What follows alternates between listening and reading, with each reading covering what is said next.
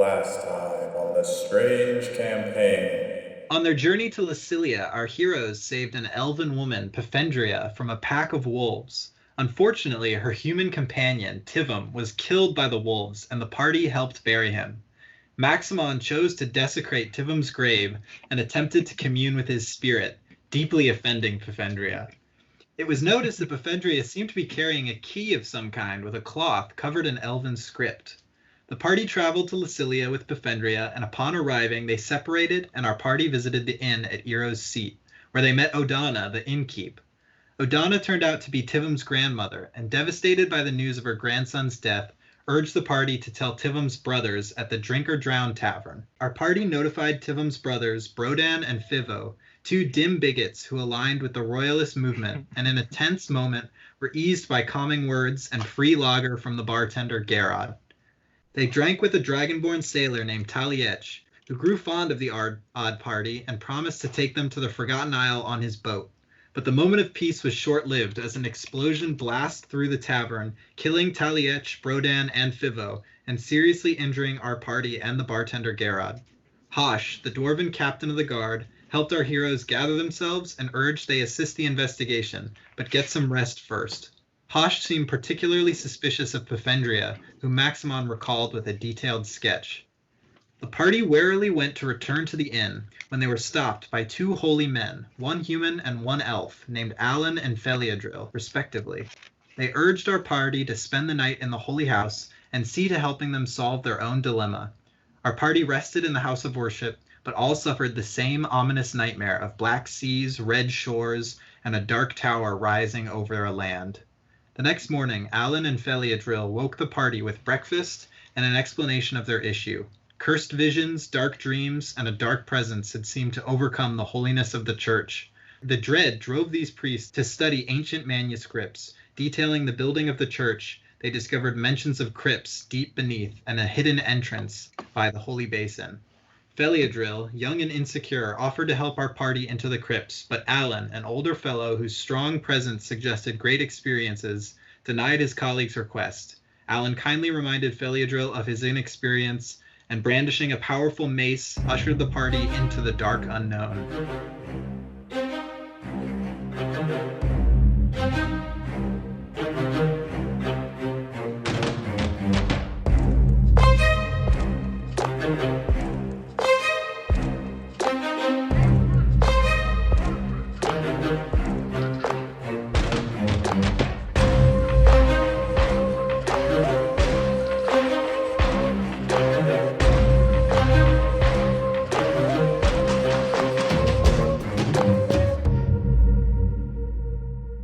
First of all, fucking great realizations just happened during a little recap. You know, the first of which is that it's Atheliadril and Alon. That's just remains hilarious to me. Yeah, I like this framing of desecration of a grave. I don't know what else you call it. Yeah, I thought I was helping. Okay, interesting. By the way, the card of our session is the Hangman. Does it mean someone's probably gonna die? No, it's actually not. It's actually a pretty good card. The Hangman is the tarot card for like being in between two worlds, but you're not upset about it. Well, we are going into a crypt, so. All right. Yeah. All right, Belwin, you got the plot point for this session. Nice. Use it wisely. So we start with our party heading down a deep spiral staircase, quite closed in down this shaft as the light above them disappears with each step. The staircase is made of rusted iron and creaks and groans with each step. These sounds echo down the spiraling stairs as their torchlight is the only thing they can see, with the light above growing dimmer and dimmer. Feliadril calls down a shout of good luck, and his head peers down the opening, but it grows ever fainter as the party heads down. Finally, about 6 or so stories, they find that they have reached a landing, and they face a very narrow stone hallway, only wide enough for the party to venture down in single file. The hallway is dark. There's no lights in sight. There's no way of telling where it goes, which way it turns, but their torchlight faintly illuminates the edges of the walls, floor, and ceiling. Alon turns and gives each member a potion of healing. He says, "These may be necessary. I hope that they won't be. But in the case we need to use them, here, take one each." Potion of healing greater? No, regular. He really cheats out on us. You are still standing at the base of this spiral stair with the hallway proceeding in front of you. You know that you can only squeeze down this hallway single file. What order do you proceed? Not Would me. make the most sense. I kind of feel like I'm following Belwin around. I think I have the torch lit right now, so I guess I'll lead with the torch. Is there like stuff written on the walls? Is there? You can see that the walls around you are simple stone, like stone and mortar. They're built in a very stereotypical sort of like stones fitting. You can tell that they've been molded and they've been carved into shapes that fit into each other purposefully. It's a smooth surface. It's not rough or anything. And there doesn't appear to be any markings or carvings or intricate details on the wall other than, the clear indication that these stones have been shaped for like the mortar molding that they fit into. All right.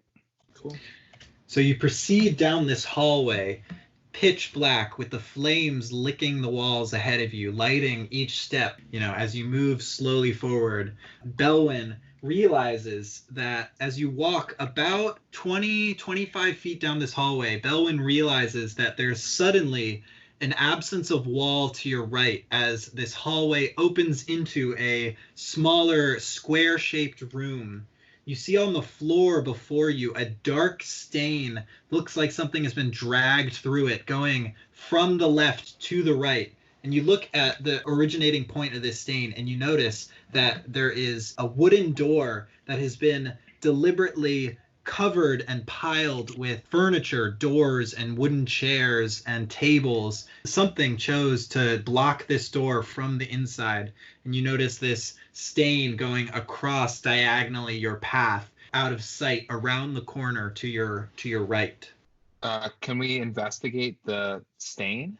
Walking forward to see the stain, the wall around you opens up into a square-shaped room about 25 feet wide and 25 feet long. You peer down at the stain. Roll investigation there, Maximon. I got a 16. All right. Peering down at the stain, you can tell from its dark brown and cakey texture that it is certainly blood. Even more so, you can tell that it is not human blood, but instead it is blood from some sort of race of great magical power. There's traces of magical potency in its blood.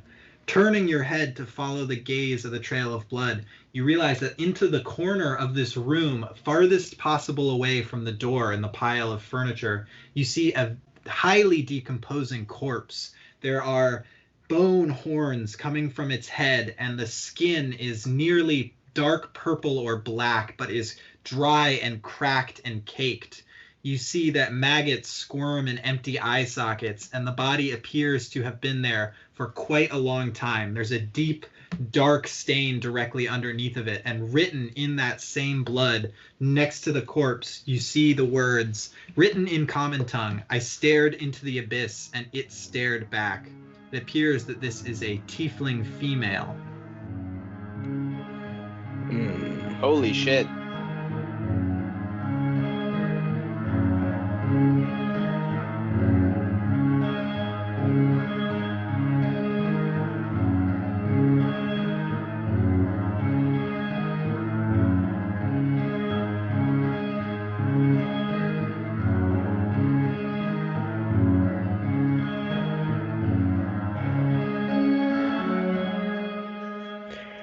I sense great darkness within this place.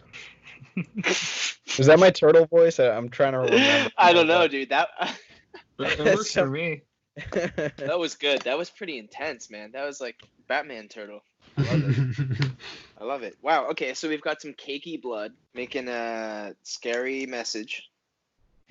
So where is this body, like, compared to the pile of furniture blocking the door? Directly diagonal. So you're in a square room. The pile of furniture is at the far left, blocking the door, and to your back right, is the dead body. You came from a hallway that connected to the back left corner. So this person died looking at the barricade. Yes, and you can tell Okay, that the smear of blood is coming from the direction of the door. Like you Okay, can got it. see So that they were like- it so goes they- so under they, the like- door. Oh snap! Okay, so something could have killed her and then dragged in. Like, can we tell if the blood is going from the room we're currently in into the barricaded door, or is it coming from like a stream of blood coming from the barricaded door out to us? So in Maximon's investigation, he was able to tell by the smear pattern that the direction is caused by the body. So the direction was the body moving itself away from the door, and so the smear pattern is going from the door to the corpse rather than it being something having moved the body, in the like drag the body and dragged it back. Mm-hmm.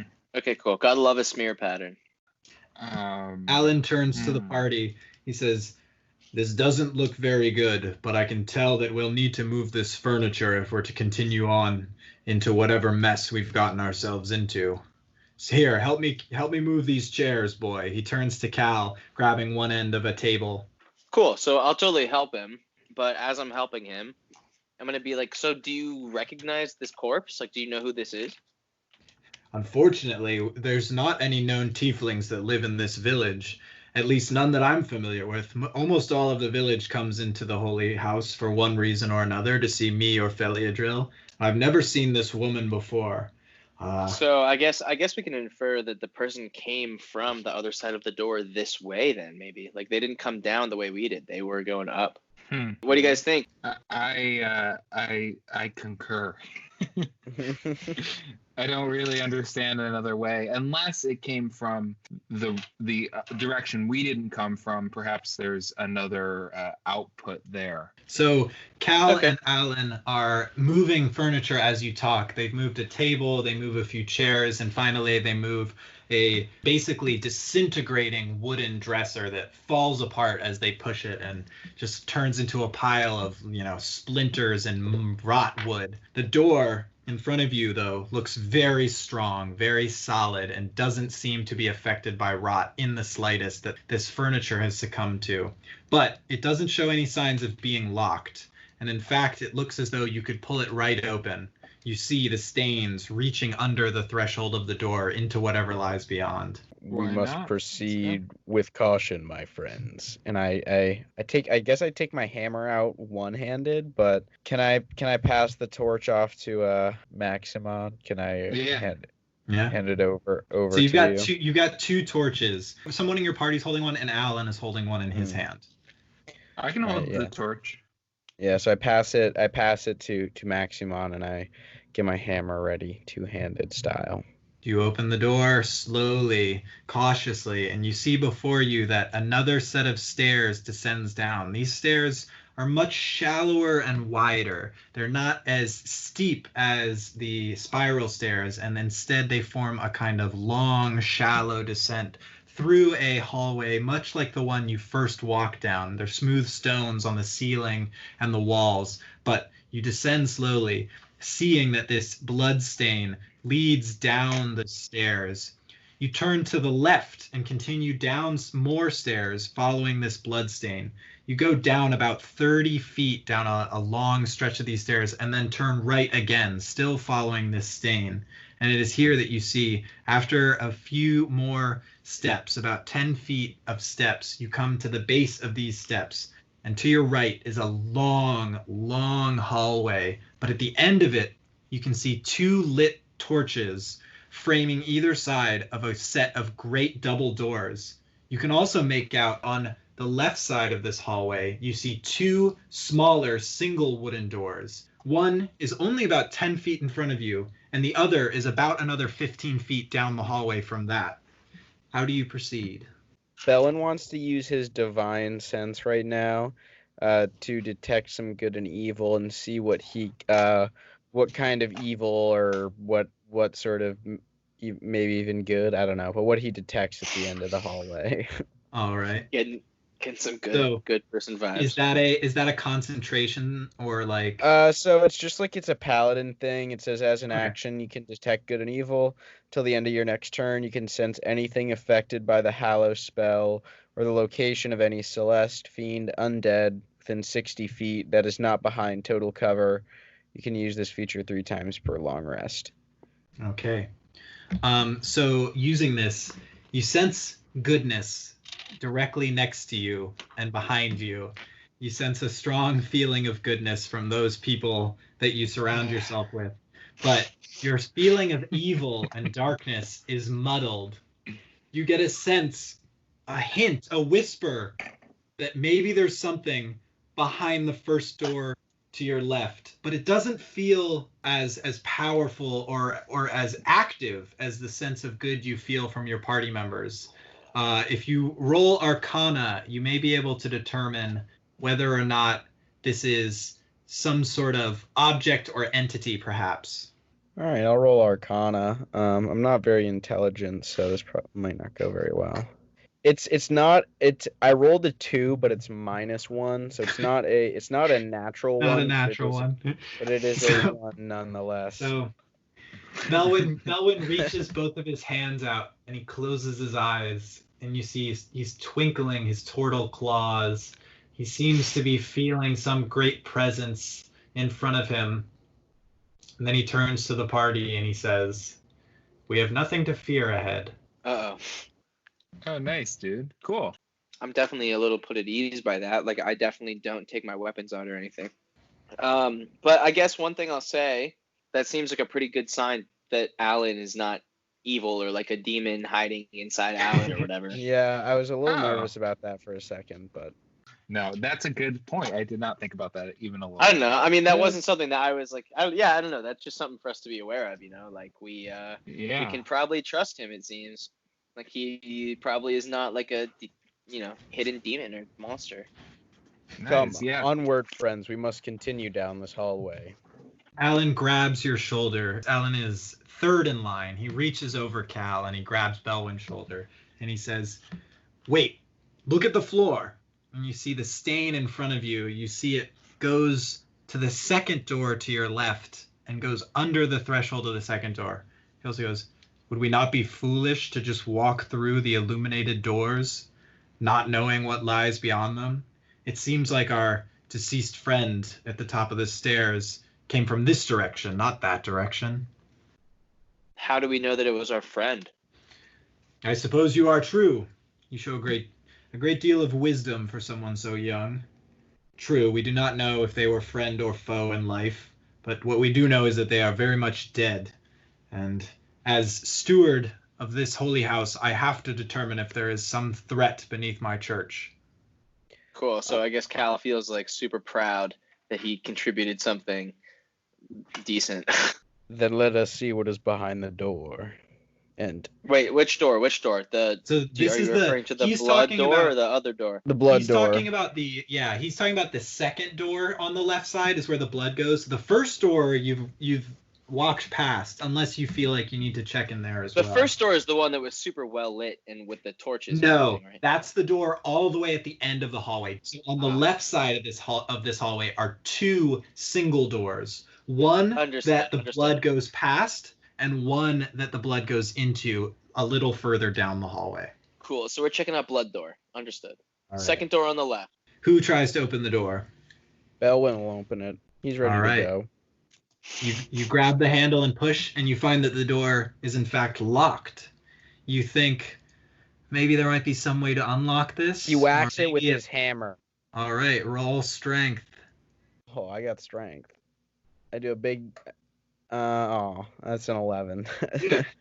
You hit the door hard with your hammer, but it does not budge. You find that your hammer makes a strong dent, the head of it going, at least 2 inches into the face of this door, but the door seems solid and it takes the blow. The lock does not break. I do not like these doors that you have in your modern society. You just hit him with hands before, Bel? They block the paths. You do notice that the sheer force of your hammer blow, though, the vibration it sent through the wall. On the other side, back from where you came, you notice that the first door has creaked open slightly, as if it's unlocked. You cannot Cal see would have into done the room. something strong there, but I guess he's not as Did we all strong notice as that? he thought. Do we all notice the other door open? Oh No, yeah, this is the- you hear the creak, Right, and just and, asking. you know, Okay, got it. Okay, that was all of us, not just Belwin or something. All right, so I guess I'm gonna say, all right, easy there, Turtle. Like you're gonna let everything down here know that we're coming. If we keep just banging into things like that. They should know we are coming. They will feel divine justice rain down upon this darkness. Evil shall not prevail in this place. Alan slaps the back of your shell and he goes, "Amen to that, brother." Wow. Okay. All right. I'm feeling inspired by the turtle power, so I guess I'm gonna come try and check out the lock and see if there's some way that I can like take it apart or do I have lock picking? I'm not a thief or a rogue. Yeah, or if you roll sleight of hand if you'd like to try lock picking it or jimmying it open. Okay, cool. All right, I'll try that. I have a +1 for that, so let's see. All right, I got a 16. All right. Cal kneels down and he takes the edge of his hand axe and he sort of puts it into the crack between the door and the wall and he starts fumbling with it a little bit, sort of wedging it back and forth while he also twists at the door handle. And then there's a distinct cracking sound as the door opens and gives to his little bit of shimmying. And he looks over at Belwin and Alon with a bit of a smirk. Well done, boy. Good job. Cool. Nice. Cal is looking proud. You push the door open and with a heavy creak, it swings. The door has quite a lot of weight to it. You notice it's a door that's it's about 5 or so inches thick. Even with the depth that Belwin's hammer bit into it, you can tell it didn't even go halfway into the wood of the door as you push it open and push it aside. It's quite heavy, even though it is mostly solid wood with only a light banding of iron at the top and bottom. Before you see the streak of blood trailing off down into this room. You can see ahead of you only about 5 or so feet with your torch, but you feel beckoned to follow the blood. Let us I mean- continue and follow the trail. We came here for a reason, to find where this trail leads. Following the trail, you don't have to walk far, only about 10 or 12 feet before you realize that it's amassed in a large pool, and it stops. That this pool seems to be the source of it, but it's not the pool that strikes your gaze. It's what's just on the other side. You see that the floor, the walls, and even the ceiling have completely given away to a natural crumbling stone underneath, but the floor itself is completely gone before a black, abysmal chasm. You edge yourself to the edge and peer across, and you can't tell how far this chasm reaches. Well, can I use my dark vision to? Yeah. That's got a 60-foot range. Yes. Do I get so anything more from that? No, you have dark. So the 60-foot range, you peer through the darkness, and you can tell. You can see basically that what should have been a hallway here has essentially just given way to a large chasm, a chasm that's approximately 40 feet long, but all the stonework has collapsed and fallen into this chasm. And about 40 feet out, you can see where the floor resumes, and you can see that there are rooms and more structure like built up and supported beyond this chasm. But crossing it may be very treacherous, and you have no way of telling what is beneath you, if anything at all. This does Well- not seem like a gap we can cross, my friends. At No, least and I- me with my big shell. Not making it. Cal is definitely in agreement with that, and I guess he says unless one of us wants to get lowered down by a rope, I suggest we try another door. Alan says, "How much rope do you have?" Oh, geez, that's a character sheet question. Let's I see. have 50 feet. I also have 50 feet of rope. I too have 50 feet of rope. Alan Cool. says, So- what if before we risk a person, what if we lower down a torch? Whoa. That's a sweet move. And I can, and I've just read it, I can use thaumaturgy to brighten the torch for a minute, if that. Wow, Yes. that is a double sweet move. That is a proper use of that spell. You tie a rough knot around the thickest part of this torch, and you take your 50-foot length of rope and you begin lowering the torch down this chasm, and it keeps going and it keeps going and it keeps going until you're at the very last part of this 50-foot length of rope, and you see the torch down there spinning at the end of this rope. For all you can tell, that pit continues deeper and deeper downward. Would you like to use your thaumaturgy spell to brighten the torch? Yeah, let's just do it. So Maximon focuses in on this light at the end of the torch, and for half a second, it seems to grow in magnificence and brightness. It lights up the side walls, and it lights up the ceiling. You can feel the heat against your face as it lightens up, but you hear from deep, deep down below the earth a bone rattling, deep, almost more of a force than a sound, come rushing up this chasm as the torch is just instantly extinguished and the blackness takes the chasm. The only torchlight left is the torch that you're holding up where you are, but below you is blackness and this echoing sound of whatever made this sound from deep, deep below. Oh, and okay.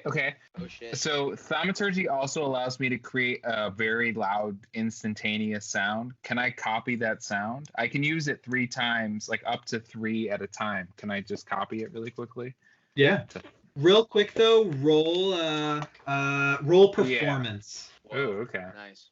I got a 13. With your magical assisted lungs, you bellow back the sound down this shaft, and to all ears present, it sounds basically identical to the sound you just heard. And it Tight. follows down the sound of this shaft. And for a second, as you hear it echoing deeper and deeper and deeper into the earth, there's a moment of quiet as the sound fades. And then almost doubly as loud. You can't really tell because it's so loud that it seems to almost feel more like a physical sensation than a sound at this point. It seems to move the walls around you. The sound is echoed back at you with such great force that I'm going to need everyone to make a Constitution saving throw. 15. 15 as well. Ooh, I got a natural 20. Oh. Ooh. All right. Alan passed it too. All right, so you all brace yourselves and you take the brunt of this force and you disperse it, and you don't take any of the physical damage that it seems to have wanted to dealt to your ears and your brain. Cal, in fact, even seems to be, he seems to really enjoy the feeling of this, and he just takes an immense pleasure in the energy. He's like noise music. Everyone in presence seems to be especially impressed with Cal's, how he, really just grinned and bared it. And someone, you get the sense that this is the kind of person that would really enjoy loud music. Nice. Cal's It's the punk thunder. as It's the fuck. thunder in my soul. I dig it. So this is before coming you- from like the bottom of the pit, right? Yeah, deep, deep, deep down this chasm.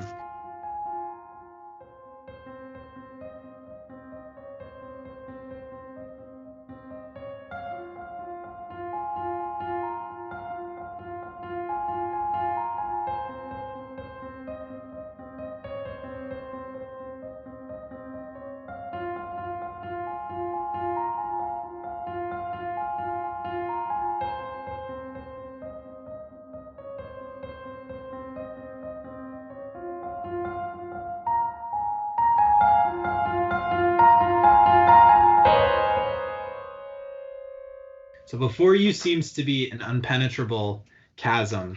Behind you is the hallway again, with the double doors at the very end and the single door that creaked open that you have yet to explore. How do you proceed from here? Something dark lies at the bottom of this pit.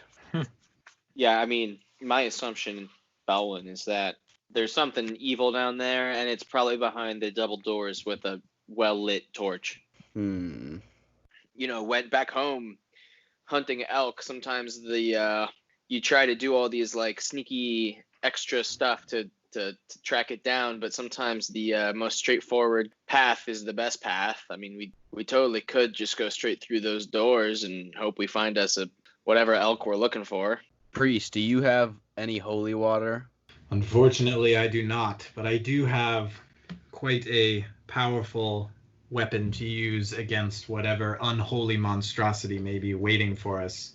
I don't like to admit it, but long ago, a lifetime ago, I wasn't always a holy man. In fact, I would say I was very much an unholy man. I ran with, well, we were bandits. There's no other way to put it, but what particularly troubles me to this day is our ideology. We truly were despicable and prejudiced We human need to beings. figure out where we are going right now. We don't have time for your tales. Oh wow. Alan's pretty offended by your brush off, but he goes, I respect the adherence to our mission.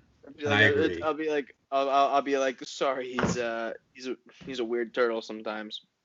You don't have time to stand and chit-chat when darkness lies at the bottom of this pit. Well then, Master Belwin, which door are we taking? We continue through the two doors, right? There's two doors we haven't gone.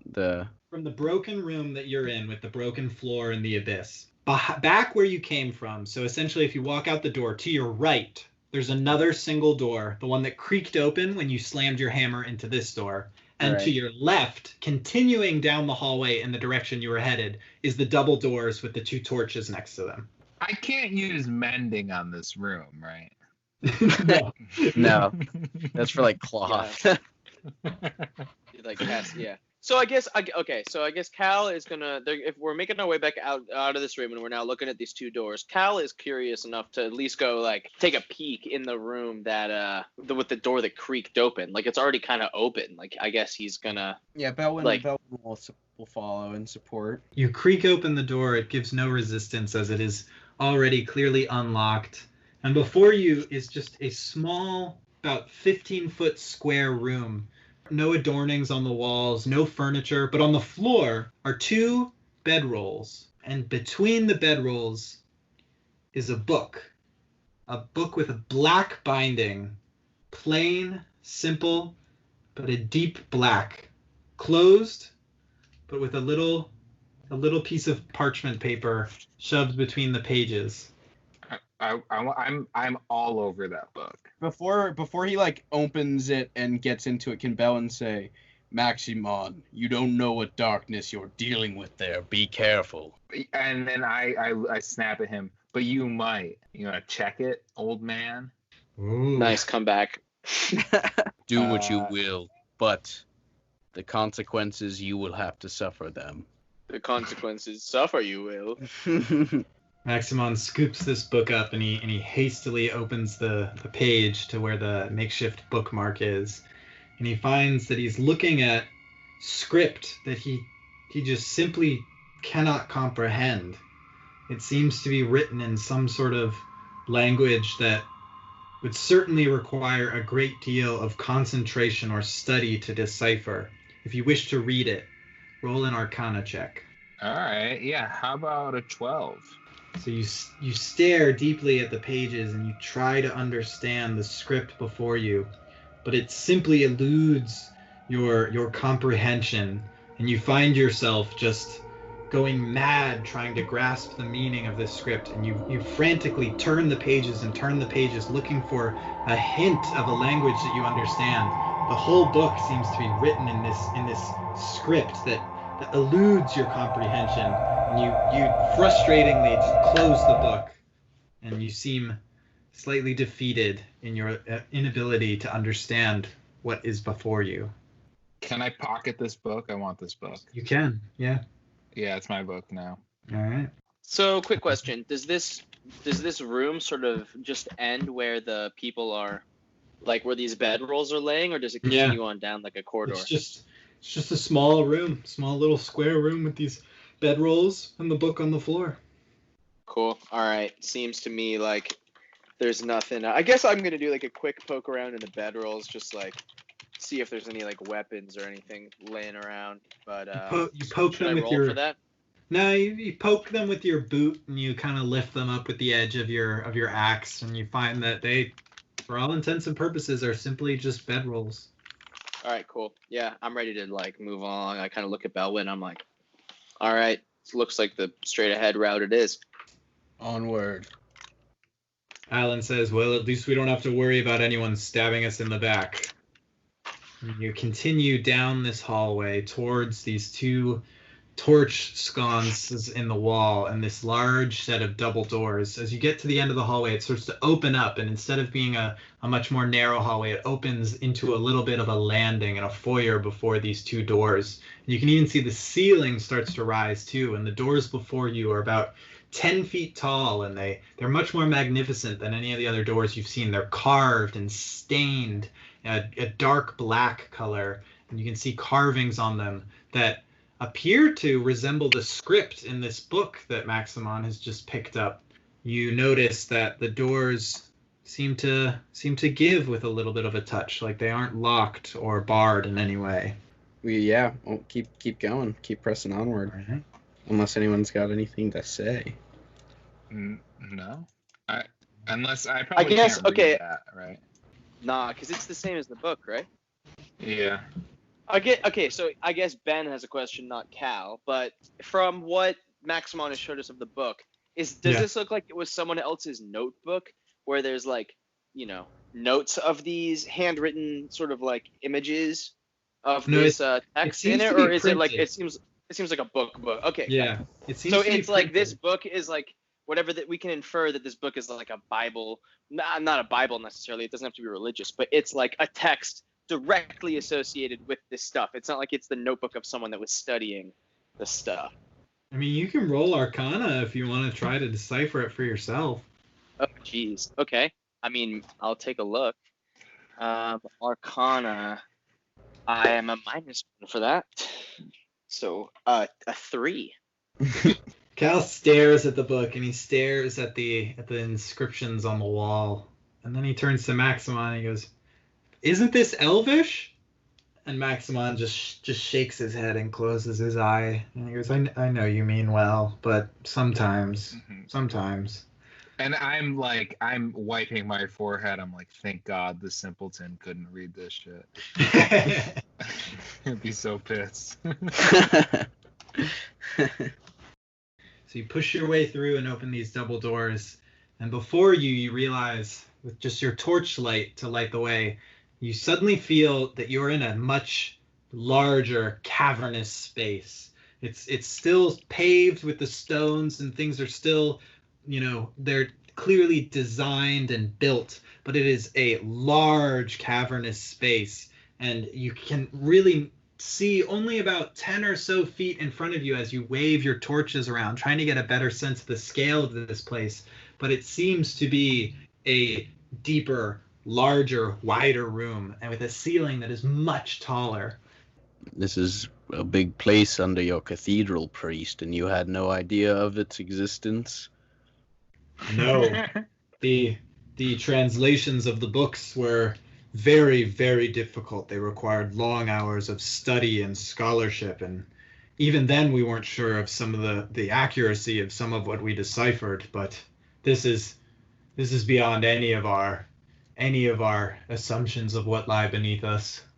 Just then, as your voices echo around this room, suddenly torches along the wall, 2 to your left and 3 to your right, light ablaze and light this space. You see that you're in a room that's about 60 or so feet wide and about equally as deep, but the walls are scalloped with deep alcoves that at the ends of each alcove you see sarcophagi, and directly in front of you see one last alcove, this one circular, sort of semicircular, and within this alcove you see a altar, and you see on the wall in front of it, you see dark stains that look like the blood you saw, but they're arranged in artwork and script that is hauntingly disturbing looking. And before this altar, you see a figure kneeling, wearing a dark red robe, their hands up above their heads. One hand grips a ceremonial dagger, and the other hand is blood red, with blood rushing down the forearm. You can see a deep gash in the palm, and you see on the altar a pool of blood. Does this look fresh? Oh yeah, you can tell that his hand is bleeding freshly, and the dagger has crimson on the blade. Can I wanna divine sense again and see if I sense any evil from this. Yeah. If like I mean I get or honestly like can I just like look and I don't want to have to waste a divine sense thing. Can I just I like mean, if look you and can, you want to look at see? him? I just want to like can I see evil? Does Belwin get an evil vibe generally? You get a very creepy vibe for sure. I mean, you're in a dark, unknown crypt. A figure is holding a blood dagger, and he has clearly been doing some sort of blood ritual at this altar and has made this mural before him of a disturbing scene. You can hear faintly echoing throughout the wall someone chanting. You look around, and it's no one in your party, but you can hear this chanting to reach the deepest fathoms and go beyond. To reach the deepest fathoms and go beyond. To reach the deepest fathoms. It's just repeating over and over and over again. You can see that the sarcophagi to your left and to your right, you can see 4 alcoves on each side, 8 sarcophagi in total. You can tell that they're desecrated, disturbed, and overturned. They seem to have been broken into or flipped over. Yikes. I think Belwin's just gonna be like, I think we have found the evil in this place, and he wants to like go and whack this dude up on the altar with his hammer. Alon throws his torch down on the floor. He says, I couldn't have agreed with you more. You see magic ripple in his now free hand as suddenly a blinding light forms in his hand, and before you, you see a mace made out of ethereal air and white energy form in his hand. He grabs his second physical mace from his belt, and now he's holding 2 maces, one a magical holy one, the other a physical real one. Dang. Wonder what his backstory is like. Whoa. Well, what level is he? Do you so are you approaching? Yeah, I'm going. Yeah, I mean, going up, dude, swing I my guess, hammer at him. Right. I guess you I'll begin. say, What's that? So you sorry, that was we had one of those moments where we all spoke. So I guess Cal's gonna see that clearly the plan is to go mess with this guy. So he's gonna take a javelin out of the backpack, you know, and go for a throw if that's okay. How far away? As you unsheath your javelin, you see that the robed figure, seeming to sense the party's presence, stands and stops chanting. Suddenly, to your left and to your right, you feel the shifting of the sarcophagi, the scraping of stone, and you see 2, one on the left and one on the right, 2 gray, hunched, ugly figures clamber out from tunnels below the disturbed sarcophagi. They're brandishing bone clubs with jagged, sharp edges, and you can see in the torchlight that they have no eyes. Where their eyes should be on their face, the skin seems to have grown over into grotesque fleshy pits. These humanoids begin sniffing the air. They turn their head. They seem to have found your location and your scent, and they screech. The elven cultist figure turns, and he says, You have disturbed a sacred ritual, and you shall be given to the abyss as repayment. Everyone roll initiative.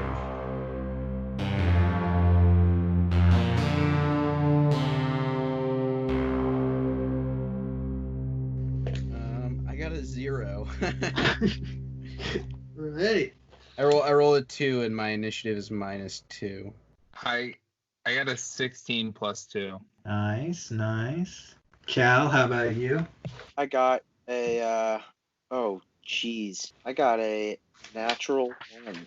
So I guess Cal is pretty freaking spooked by these skeletons. Cal, you are you're frightened. You have frightened condition is going to be on you. So you have a disadvantage on all attacks and checks while the source of fear is in your line of sight. So these creatures that came out of the earth, they are what's frightening you, and you have disadvantage while they are still in this room. Oh, geez. Okay, guys. And you're also going to be last below Belwin, because while he technically does have 0, you got a natural 1, he didn't. So I just did a quick Google here. It says I also can't willingly move closer to the source of my fear. Is that applying right now as well? Yep. You can move closer to the robed figure, but you can't get anywhere near these these gray figures, and that's difficult because they're on the left and right side of you. Yeah. All right. Cool. So I'm bugging out, guys. Oh, so one of these gray figures also just got a natural 1 on their initiative. So they, seeming to have all these different smells in the air, including a turtle stench, which is a incredibly unfamiliar smell to them. This one gray figure in this state of smell, they are just charmed with the exoticness of this turtle stench. And they are charmed by Belwin's smell, and they just will not attack Belwin, this one gray figure. They are completely enamored and don't want to cause any harm to this smell. So Belwin, one of these gray figures, will not be attacking you. Rock and roll. Maximon, how do you proceed? Well, I've studied this kind of ritual, and I have the feeling that if we can take out the man up top, we might have a ripple effect. So I use my chill touch cantrip, and I summon a skeleton hand aimed at the man on the altar. And I rolled a 15.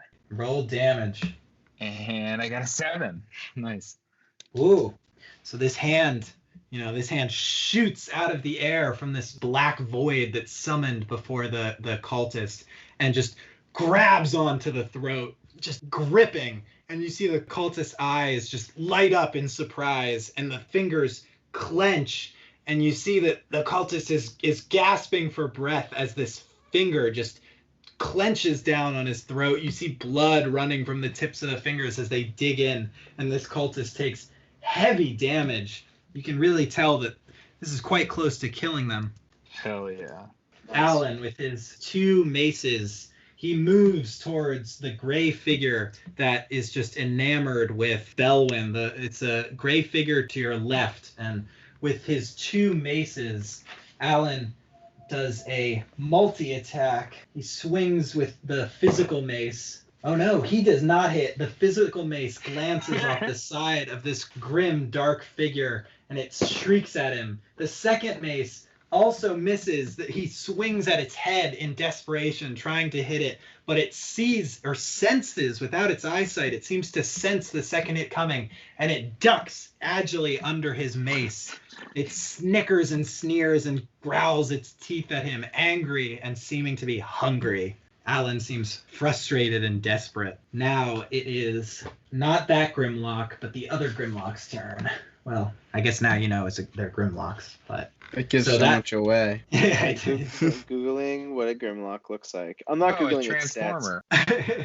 Oh, geez. Okay. All right. I found them. It's like it's like a really ugly, like gnome-looking dude. The non-charmed Grimlock saunters up to Cal. Cal is terrified. He's just petrified against this creature, and it swings its ugly bone club at him. Ooh, Kyle, what's your armor class? My armor class is 13. Oh man, this hit connects. Oh boy. Yikes.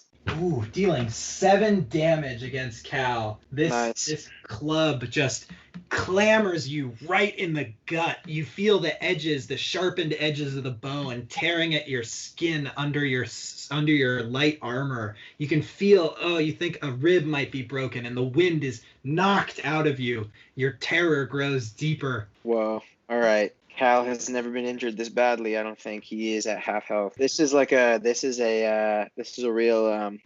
traumatizing experience for young Cal here. So the cultist, taking this dagger coated in his own blood, he walks towards Alon, dagger raised, his gaze fixed on this priest. And he swings, and his dagger runs true. He drives the point of that dagger into our priest, doing 5 damage. You see the dagger go deep into the side of Alon. He winces and grabs the hilt of the dagger, and he seems to be bleeding heavily from the wound at his side. Now it is Belwin's turn. So after seeing his pal Cal get hurt, I think Belwin's going to go to that Grimlock and whack it with his hammer. Let's see here. A 19. Oh, yeah. Roll damage. And we are going with 4 damage.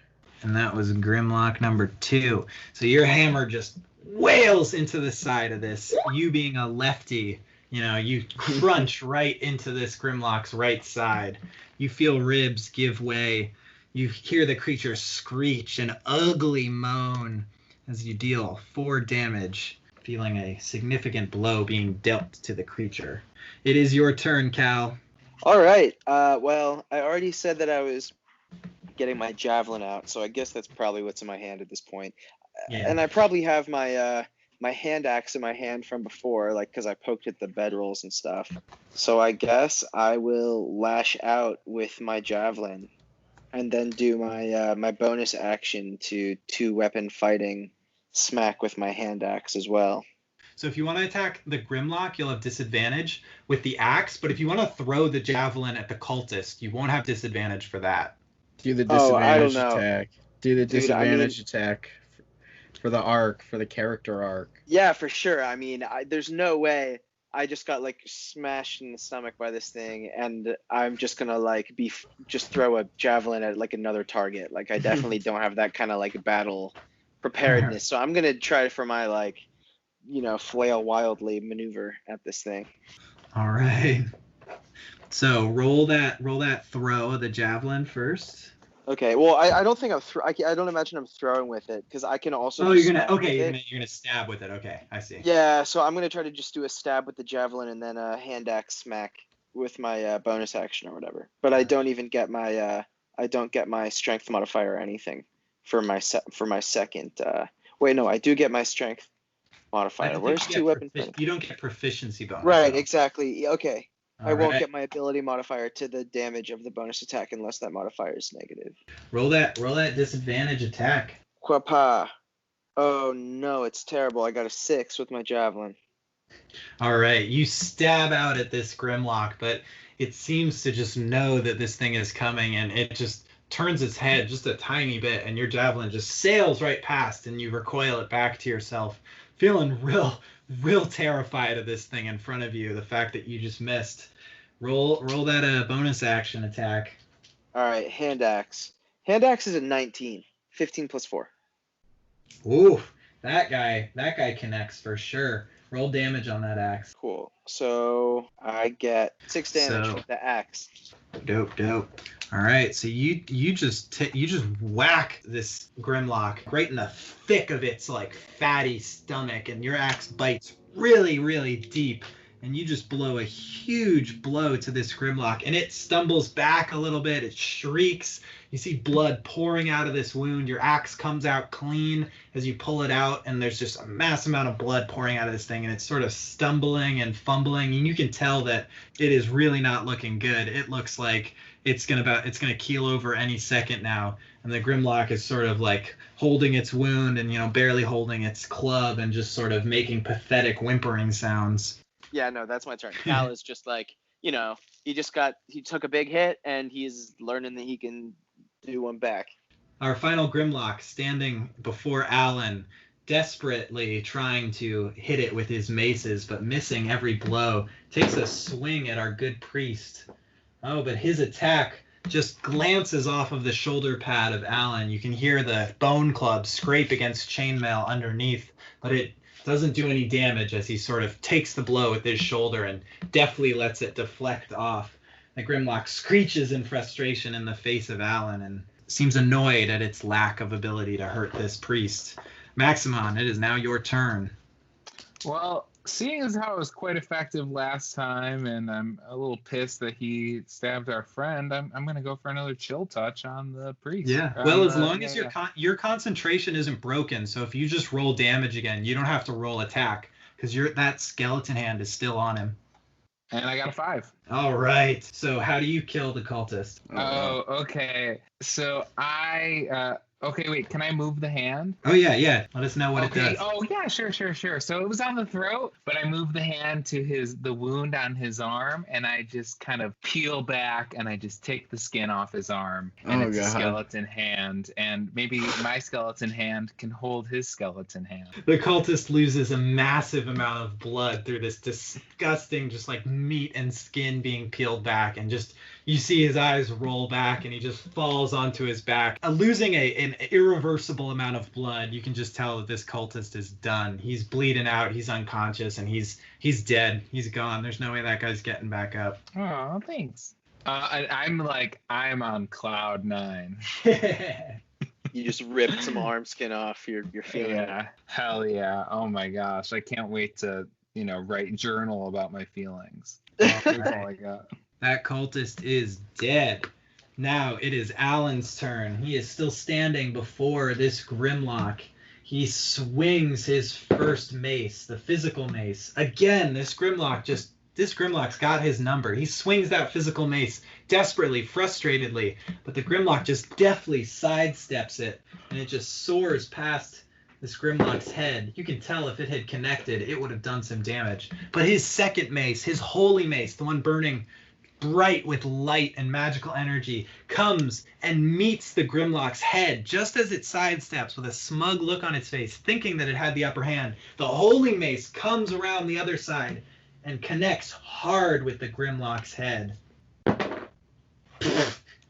He deals 1 damage with this deft move against the Grimlock. That is Alon's turn. It is now the Grimlock before Cal's turn. He, sensing the fear in this young boy, takes his bone club and just aims it right for your skull with a big overhand swing. Oh boy. Yeah, that's gonna connect. He hits Cal right on the noggin. That creature deals 4 damage to Cal. Cal, you're not feeling too well. You kind of have a feeling that like you're gonna need to get out of there pretty soon. You're bleeding from a wound on your head right now. Yeah, I'm at 3 left. Okay, wow, that's crazy. So yeah, no, Cal. I think Cal just took it to the dome. Just a big old clonk. All right, Belwin, it is your move. All right, this one that keeps hurting my friend. I want to go for like the overhead squash slam with the hammer. The old jumping squash. What's your attack? What's your roll? 11. You jump up high and you bring it down, but you just this Grimlock just sidesteps right at the last second, and you just clang hard with the stone. You see dust and bits of the stone fly in all direction, little bits of shrapnel hitting people's ankles and knees, but not doing any damage. But you really fuck up the floor, but not that Grimlock. Now it is Cal's turn. And remember, Cal, you are rolling with disadvantage against the Grimlocks. Yeah, classic. Okay, can I try and... Wait. Can I... Oh, is it too late to go back and try to do something else? One bonus action on my turn? I'll give it to you. Can I say to Cal to try to inspire him to, like, get over his fear? I want to maybe, like, roll a charisma roll of some sort, but I just want to be like... I want to say, like, Cal... Get your chin up, boy. Roll persuasion. Persuasion. Let's see what I get. 19. Oh, yeah. So you give Cal this rousing glance, a real dad talk, and Cal just seems to snap out of his fear, and suddenly he realizes he's like, I can do this. I've survived 2 hits from these beasts. I can do this. And he's no longer afraid. His fear has been purged from his mind. Nice. All right, you guys ready for this? Yeah. Mm-hmm. Okay, cool. Yeah. So, all right. Good call, Austin. So, totally inspired by Belwin's call of whatever, I'm gonna drop my hand axe and my javelin and take out my lance. Oh shit. Which is my main thing, and you guys are gonna see me like do a little like lance spin, so you can tell that like I've been practicing with my lance. And I'm gonna as a bonus action I'm gonna enter a rage, which means that I can gain advantage on strength checks and saving throws, and I also get +2 melee damage with strength-based weapons. I also have resistance to bludgeoning, piercing, and slashing damage. All right, so roll that. You're attacking that Grimlock in front of you. Quapa. All right, I rolled a 15 plus 4, so Yeah, 19. that's a hit. Roll damage, and Cool. add your rage modifier. All right, so my lance is a d12 plus 2 plus 2 for my rage. All right, I got a 5 plus 4, so 9. Oh, how do you kill this Grimlock? Oh, sweet. Okay. I guess I'm gonna like, I dropped my other weapons. As I rage, I don't yet have any like actual storm weather effects, but I think this is the first. Some thunder cracks. Yeah, like you guys have like, I sort of have said vaguely that like people didn't trust, like you got like a idea that I have some kind of like the people in my village called me storm cursed, and that my my family and peers, so there's like static in the air, maybe some like crackling sparks around me, and I'm just gonna like take this dude like right through the chest, just totally spike him with my big lance. Literally, I just want to like drive him right through his chest, like out the other All way. right. It goes deep in. You basically, like where your handhold is, like just hits the belly. You drive the lance so deep, and you hear like this Grimlock just makes a guttural like moan and just spits out blood onto your hand and just folds over your lance, just like limp, just absolutely done. And then you just pull it out, and you just pull out some innards with it. And this Grimlock just collapses as you pull it out, just stone dead. Nice. Cool. Damn, dude. Epic. Nice. All right, Maximon, what are you doing? Is there just There's who's just one left more alive? Grimlock left. There's the last Grimlock left that is real badly injured. It's the one that Alon is facing off with. Alon.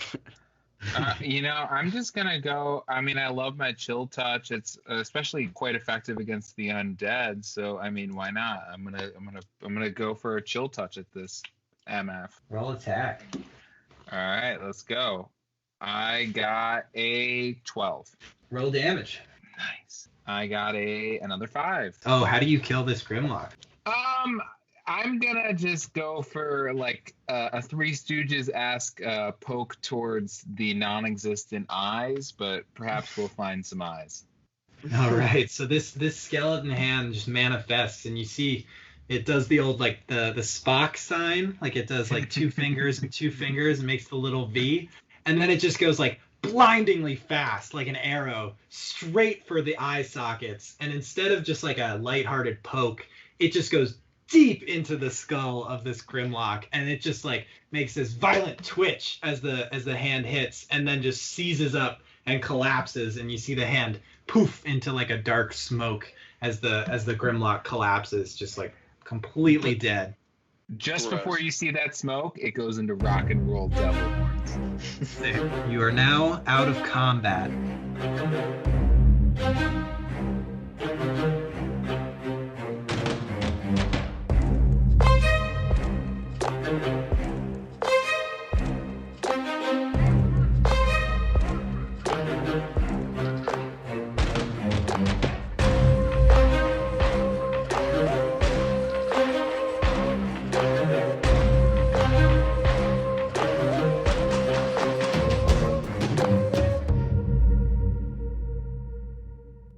Some great audio content right here.